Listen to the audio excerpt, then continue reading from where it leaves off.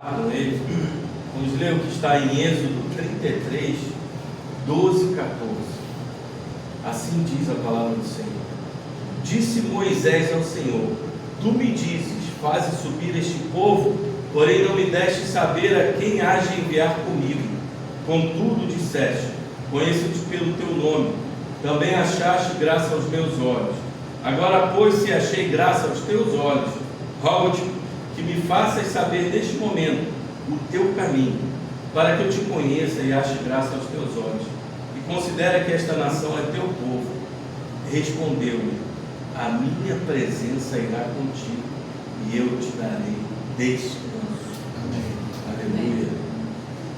Vamos orar. Senhor, aqui está o teu servo, pastor escolhido pelo Senhor, para honrar, glorificar, bendizer o teu nome. Essa igreja é para a tua glória, essa palavra é para a tua glória, esse pastor é para a tua glória. Nós colocamos nosso irmão, o pastor Gerson, nas tuas mãos. Espírito Santo de Deus, desça sobre ele com graça, com amor, com santidade, com tudo aquilo que é necessário para uma pregação bíblica e verdadeira, e abençoa o teu filho que se preparou, que estudou, apenas para te honrar e te glorificar. Derrama graça sobre nós também que vamos assistir. Abra os nossos corações e mentes para que entendamos a profundidade da tua palavra, que saímos cheios do teu Espírito Santo. Usa, Senhor, o teu servo, que ele diminua, que o Senhor cresça, que o Senhor faça presente no meio da tua igreja, porque estamos aqui para te cultuar e te adorar, porque oramos em nome de Jesus. Amém.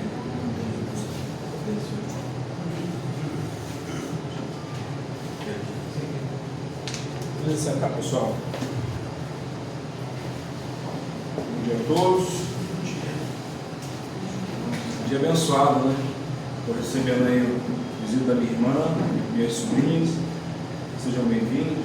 Deixa eu te abençoar muito de vocês. É um prazer tê-las aqui. Abra sua Bíblia no livro do Evangelho de Mateus, capítulo 11, versículo 28 ao 30. É o que nós vamos estudar um pouco aqui. Um momento tão importante para as nossas vidas, né?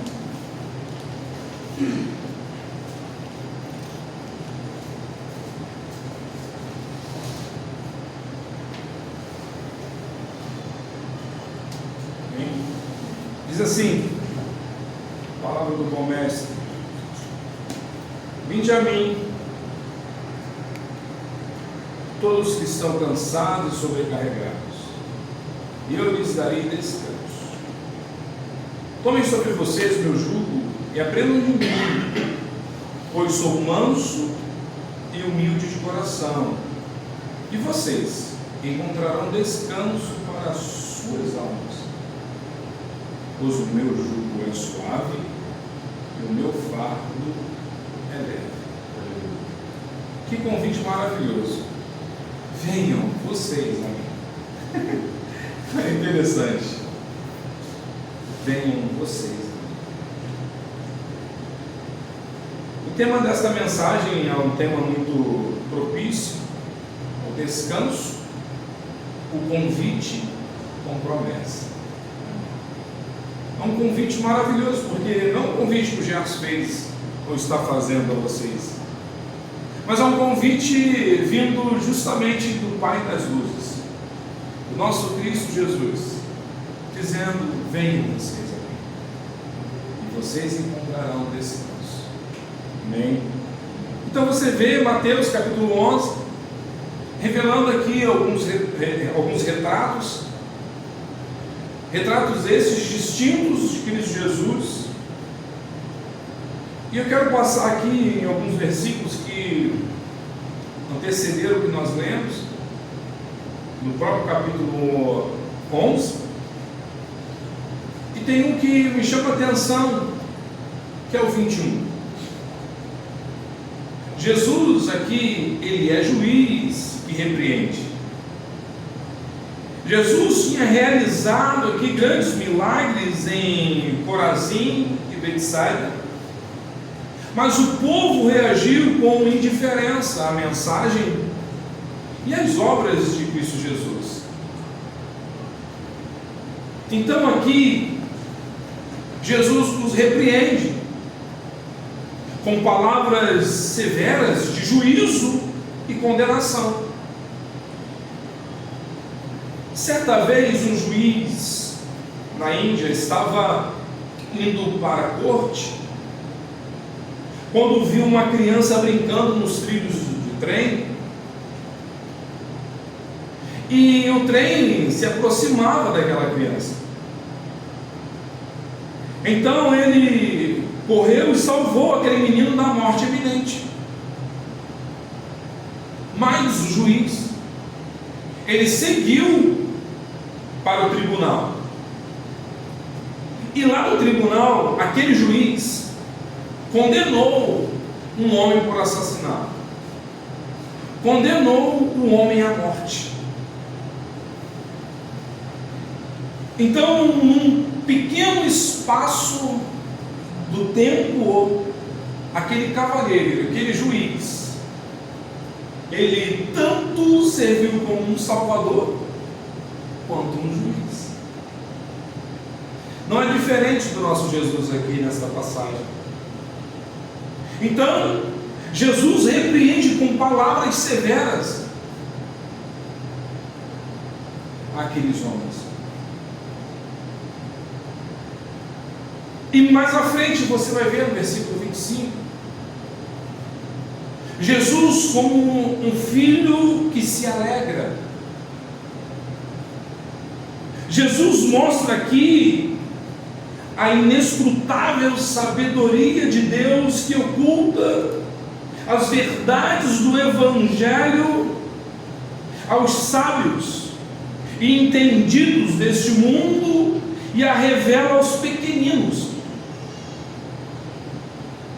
No reino de Deus, quem não se fizer como uma criança, jamais poderá entrar no céu. Essa é a realidade. Então, a mensagem vem discorrendo o que antecede os versículos que nós lemos. E aí você vai um pouco mais abaixo para o versículo 27, e você vê Jesus como Deus feito carne que revela o Pai. Como é isso? Jesus mostra aqui que Ele é Deus. Ele é o Criador do universo. É o Rei imortal. É o Rei todo-poderoso. É o Rei que reina para todo sempre. E Ele vem para revelar o seu Pai, Deus. É interessante que Deus envia o seu único filho para que este filho revele-o para nós. Mas este filho também é Deus. Entende? Então, meus irmãos, nós acabamos de ler aqui grandes verdades que muitas das vezes a gente já parou e releu, já ouvimos algumas pregações acerca disso. Mas tem algumas coisas aqui que é interessante falarmos, conversarmos, entendermos aqui. E no 28 ao 30, você vê Jesus como o Deus Redentor que oferece descanso para a nossa alma. É importante pararmos para analisar isso, pois Deus é bom e a tua misericórdia dura para sempre. Então, a mensagem que nós lemos hoje aqui é uma mensagem de palavras que tem trazido calma para a nossa alma, que nos traz cura e salvação para milhões e milhões de pessoas aflitas ao longo dos séculos. Aqui nós temos a oferta do Evangelho. Aqui nós encontramos o convite de Jesus, mas é um convite diferente. Não é um convite que eu e você recebemos de ir a uma festa qualquer, ou cultuar a um Deus qualquer, ou reconhecer um Deus pequeno que muitas pessoas reconhecem. Ninguém no universo tem autoridade e competência para fazer esse convite. Ninguém. Você pode até chamar o teu filho, você pode até chamar a tua mãe, num momento de aflição que talvez ele ou ela esteja passando, e aquela pessoa está com a alma aflita, cansada, sobrecarregada. Mas eu e você, nós não conseguimos dar descanso à alma dessas pessoas. Mas o único que tem autoridade e competência para fazer o convite deles é Jesus de Nazaré. Ele tem todo o poder. Ele é o único que pode fazer esse convite. Observe que você não está sendo convidado para analisar uma denominação. Observe que você não está sendo convidado para analisar uma igreja, uma doutrina. Você não está sendo convidado para analisar qualquer coisa, mas você está sendo convidado para um encontro e uma experiência com Cristo, o Nazareno. Não é qualquer convite. Não é qualquer convite. Meus irmãos, a verdadeira salvação é encontrada somente em uma pessoa, na pessoa de Jesus Cristo. Essa é a grande realidade. Encontro com Cristo, vinde a mim. Este convite é dirigido a todos que estão consumidos pela tristeza. Este convite abrange aquela pessoa que está esgotada de um mundo falido, das suas fraquezas, pessoas que estão caminhando exaustas, pessoas que estão afadigadas. Este convite é dirigido a essas pessoas cansadas pela vida que leva.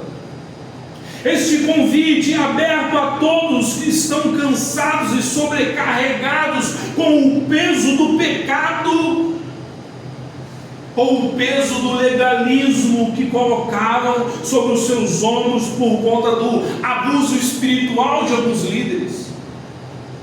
E através desses abusos que pessoas estão cansadas de ir à igreja, porque colocam a sua expectativa num homem, num líder, que é tão pecador quanto você, quanto eu. Esses homens não são Espírito Santo Júnior. Esses homens não são Deus. São pecadores como eu e você. E nós, muitas das vezes, estamos exaustos, cansados, com a alma aflita, por conta dessas coisas, por conta do legalismo, e por conta do peso do pecado que nós levamos. Esse convite não é para discutir sobre Cristo, entenda bem, mas para o encontro com Cristo. Esse convite é para você, é para mim, é para nós. Não é religião, não é moralidade, não é um rito religioso. Esse convite não é para isso, não é para caridade, não é para receber uma cesta básica na igreja. É além do que ajudar a pagar uma conta de luz de uma irmã, do irmão. Vai além do que matar a fome com arroz e feijão. É algo espiritual, é um encontro para a vida eterna. Vai além do que nós queremos, mas sim quem faz o convite é o que Ele quer, não é o que nós queremos. Não é nada sobre misticismo, não é nada sobre legalismo, não é nada para fugir da realidade. Esse convite não é para isso. É um encontro com aquele que é a vida, que é a paz, que é a alegria e que é a salvação das nossas almas. Esse convite é estendido a pessoas que querem receber a paz que vem de Deus. É para a pessoa que quer se alegrar em Cristo e ser salvo em Cristo. Vir a Cristo significa confiar nele. É literalmente andar sobre as águas, porque Ele que está chamando. É entregar a Cristo, ou melhor, é de se entregar a Cristo sem reservas, sem preocupação. É como se Deus mandasse você sentar e você não precisa ficar olhando atrás se tem cadeira.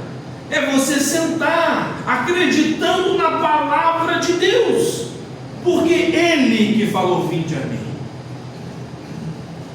E o descanso é certo. Experiência com Deus é algo interessante, que Ele está dizendo: vinde a mim, todos vós que estáis cansados e sobrecarregados, eu vos aliviarei.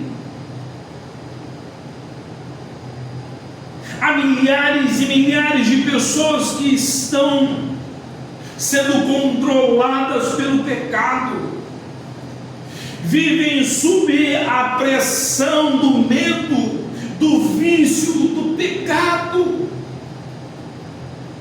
E isso cansa, isso gera uma escravidão do pecado. E é por isso que Jesus está dizendo: todos vós que estáis cansados. O pecado cansa, meus irmãos. O pecado gera exaustão na nossa alma, na nossa carne. O pecado é um fardo. O pecado destrói pessoas. O pecado é um vício.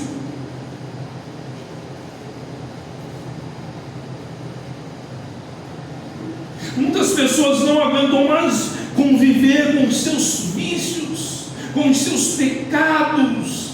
São escravas, estão cativas ao pecado, ao seu vício. Estão carregando um peso cruel sobre as suas costas e acabam caindo, da não ter mais uma perspectiva de vida, do caminhar. E o peso do pecado acaba nos levando à opressão. Nós ficamos deprimidos e oprimidos. Quem conhece a história do peregrino, e quando o peregrino, ao ver a cruz, seu fardo, ele cai de suas costas, e ele acaba ficando livre. porque ele entende que é a cruz de Cristo, que naquela cruz Cristo foi pregado, e naquela cruz Cristo levou os nossos pecados, e sobre Cristo Ele que carregou o nosso fardo por conta dos nossos pecados. Quando vamos a Jesus, a Cristo, encontramos descanso para a nossa alma, para o nosso caminhar. Jesus oferece não apenas um descanso espiritual, mas também um descanso físico, mental, emocional. E o que João 14:27 vai dizer? Deixo-lhes a paz, aleluia, a minha paz lhes dou, não dou como o mundo a dá, não se perturbem os seus corações, nem tenham medo, aleluia. Essa é a mensagem do Evangelho. É por isso que eu e você, por mais que façamos alguma coisa, nós mesmo fazendo, não é pela minha força nem pela sua que vamos alcançar a salvação. Isso não vem de vós, não vem de nós, isso é dom de Deus, vem de Deus, é graça sobre graça. Então quem dá é Cristo. Mas Jesus tem suas exigências. Então podemos aqui relembrar que Jesus foi um carpinteiro em Nazaré. Certamente ele fez muitas cangas.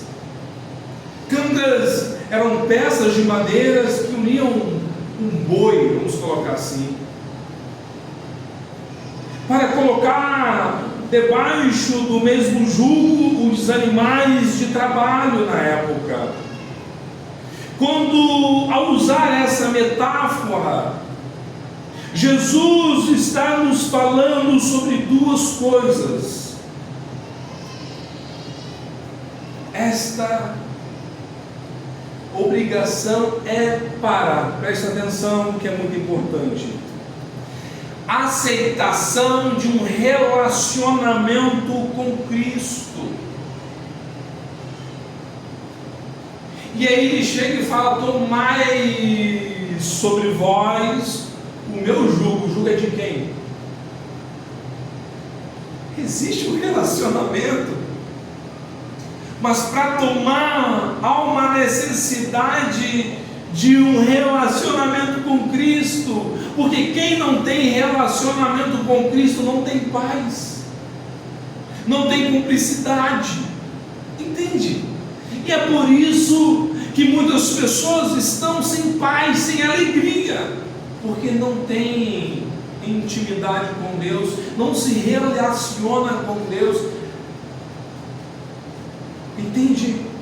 Há muitas pessoas que buscam se deleitar nos benefícios do Evangelho, mas sem compromisso de um estreito relacionamento com Cristo ressurreto. Eles desejam conhecer a paz, eles desejam ter o perdão de Cristo, o poder e o propósito em suas vidas, mas não querem compromisso com Deus. Eles não entendem que não há cristianismo sem compromisso com Jesus. Aquele que se une com o Senhor torna-se um só espírito com Ele. Essa é a grande realidade. Nestes simples versículos, nesta simples passagem que lemos, Existe fartura aqui, meus irmãos. Existe um alimento aqui, meus irmãos. Tomar o jugo de Cristo é uma profunda experiência. A escravidão, presta atenção, a escravidão de Cristo nos liberta. Isso é incrível, meus irmãos. O jugo de Cristo é o sinal de liberdade. Quanto mais escravo de Cristo você é, mais livre você se sente.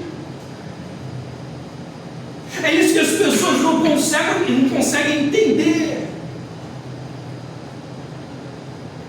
Quando você toma o jugo de Cristo, você conhece a paz com Deus e a paz de Deus.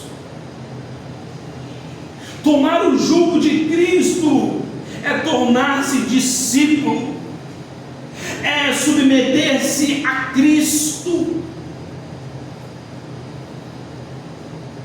Olha que coisa maravilhosa que Gálatas, capítulo 2, versículo 20 vai dizer: fui crucificado com Cristo. Aleluia. Assim, já não sou eu quem vive, mas Cristo vive em mim. A vida que agora vivo no corpo, vivo-a pela fé no Filho de Deus, que me amou e se entregou por mim. Aleluia. É assim, queridos.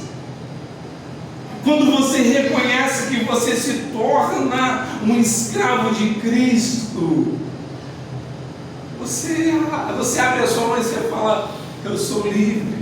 E é por isso que cantamos: nós somos livres. Eu sou livre. Nada além do sangue. Nada além do sangue. Esse foi o preço na cruz de morte. O sangue escorreu pelo madeiro. Esse foi o preço pela nossa liberdade. E para isso nós precisamos assumir uma responsabilidade com Cristo. E precisamos tomar sobre nós o jugo de Deus. O jugo também fala do serviço sobre o senhorio de Cristo. Assim como os dois bois trabalham debaixo do mesmo jugo, entende, queridos? O Senhor Jesus faz com que estejamos ligados a Ele no serviço do reino de Deus. É por isso, estarmos na mesma missão. Oh, meus irmãos, neste apelo evangelístico de Jesus, não há somente um convite dirigido ao coração e uma obrigação dirigida à vontade, mas também uma educação dirigida à nossa mente em relação à nossa consciência. Essa é a realidade para nós. Mas aqui existe um desafio. O desafio este que está no versículo 29 e 30. É o desafio de Jesus ao aprendizado dos seus. Vir a Jesus é tomar sobre nós o jugo. É algo que acontece quando cremos. Mas o aprendizado é um processo. Quanto mais nós aprendemos de Cristo, mais nós desfrutamos de sua paz, da alegria, da sua bondade. Nós devemos aprender de Cristo. Versículo 29. Mas este não é um aprendizado meramente acadêmico, mas é um aprendizado de uma experiência pessoal com Cristo e seu amor. Não quer dizer que a minha experiência vai ser igual à sua. Não quer dizer que Deus olha para você diferente, ou então que nós pensamos que Ele olha para mim com um olho e para você com o outro. Não. Deus olha para nós através do seu Filho Jesus, pela sua entrega na cruz. Essa é a realidade. E por isso devemos buscar a intimidade com Jesus, como João buscou. Devemos entender e impulsionar o nosso coração em direção a Jesus. Devemos aprender sobre a mansidão de Jesus para com os seus. Meus irmãos, mansidão não é fraqueza, mas é poder sob controle.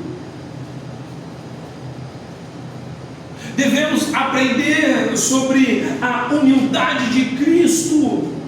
E a palavra aqui, humilde, significa baixo como o chão. Ou seja, é como se você estivesse se curvando. É isso que significa. Curvar-se diante de algo. Isto significa curvar-se até chegar aos pés de alguém.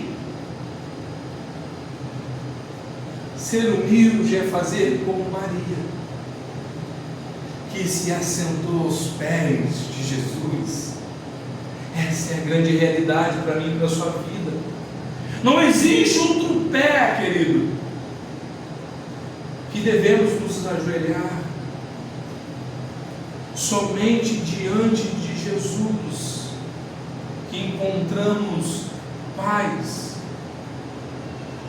E lá nós aprendemos a viver no mundo complexo que vivemos. E lá é onde nós devemos descansar.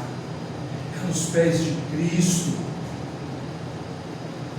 É nos braços do Mestre também que você vai encontrar o abraço e o descanso.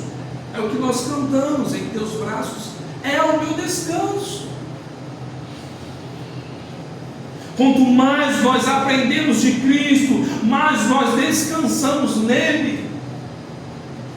Quanto mais nós temos intimidade com Cristo, mais nós encontramos descanso para as nossas almas. Paulo diz isso de uma outra forma. Ele fala: agora já não sou eu mais quem vive. Aleluia. Mas Cristo é quem vive em mim. E é por isso que os teus olhos têm que enxergar a Deus, porque Cristo enxergou o Pai. E é por isso que quem vive em nós tem que ser Cristo, porque Cristo obedeceu ao Pai. E é por isso que eu e você, nós devemos obedecer a Deus Pai. Devemos lançar não apenas a nossa ansiedade sobre Cristo, mas toda a nossa vida, a nossa alma é se derramar diante dEle. Cristo é o nosso descanso, Ele é a nossa paz, Ele é a nossa cidade de refúgio. Para onde iremos? Só Ele que tem a palavra de vida eterna. A cidade de refúgio é Cristo Jesus. A palavra fé é colocar toda a sua alma, seu peso, seu fardo, sua vida sobre Cristo. Isto é fé, meus irmãos. É acreditar que quem vive é Cristo e não nós. É pisar onde que Cristo pisaria, é olhar para onde Cristo olharia, é falar o que Cristo falaria, é escutar o que Cristo escutaria. Essa é a grande realidade. Então, meus irmãos, eu quero concluir essa mensagem de uma forma que possamos entender este convite nesta manhã. Este convite é feito todos os dias para nós, não é somente uma vez, não é somente quando você acha que levantou a tua mão e foi lá na frente, ou veio aqui na frente, ou você se decidiu na sua casa, ou no banco onde você senta, ou na rua, ou no teu trabalho. Este convite não acontece somente ali. Este convite é cotidiano, todos os dias,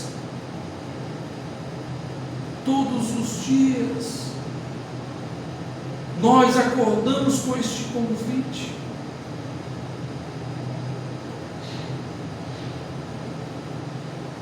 Viver neste mundo opressor, este mundo possesso pelas entidades demoníacas, com as setas que são lançadas em nossas mentes, direto ao seu coração, ao meu coração, direto à nossa mente. Isso cansa, mas o diabo não cansa. E é por isso que esse convite é feito todos os dias para nós. Quando nós recebemos um convite, provavelmente se pergunta as mesmas coisas. De quem é esse convite? Para quem é este convite? E por que esse convite importa?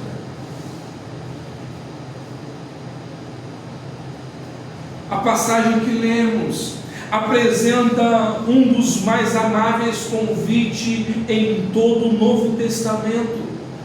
Mas para entendê-lo melhor, precisamos perguntar essas mesmas coisas. Este convite é um convite pessoal, meus irmãos. Não é um convite a um programa qualquer, nem um convite a uma religião ou filosofia a ser concluída, ou melhor, incluída em nossa jornada, incluída em um hinduísmo qualquer, incluída no budismo, no espiritismo, no confucionismo, humanismo, marxismo, no, sei lá, leninismo qualquer. Esse convite não é feito para aqueles que não entendem o chamado do Filho de Deus, de qualquer ismo daí da vida. Não é. Este convite você não consegue simplesmente dizer não. É impossível. Jesus não está jogando carta conosco. Se Jesus olha para você e para mim, faz esse convite, porque Ele sabe que você precisa deste convite. Isso é um convite do próprio Jesus. Ele está oferecendo a cada um de nós: venham a mim. A importância deste convite está em quem o faz.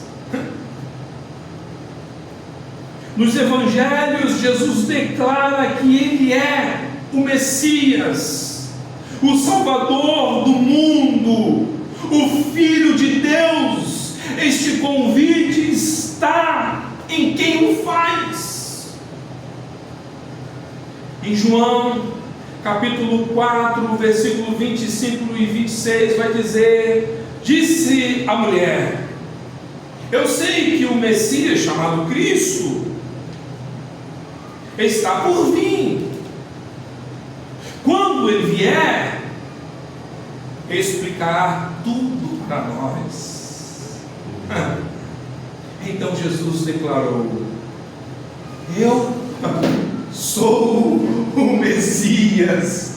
Aleluia. Eu que estou falando com você. Eu sou o Messias. Em 1 João capítulo 4, versículo 14, vai dizer: e vimos e testemunhamos que o Pai enviou seu Filho para ser o Salvador do mundo. Se Ele o fez este convite, é porque nós necessitamos de salvação nas nossas almas. Por causa da sua identidade, Jesus pode ordenar uma resposta, mas em vez disso, Ele nos estende um convite amoroso. E eu te pergunto nesta manhã: quem Ele convida a vir? Quem Jesus está chamando? Todos que estáis cansados. Você está cansado ou cansada nesta manhã? Então vinde, venha a Cristo. Ele te faz este convite.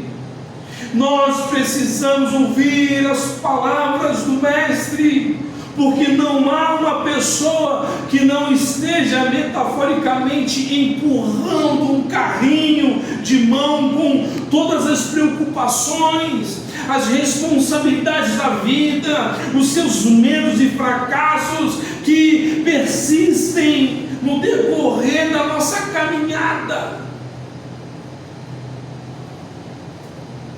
Nós precisamos ouvir.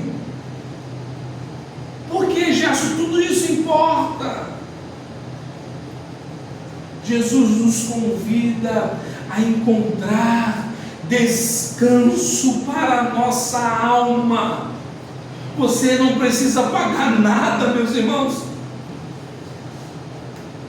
É de graça.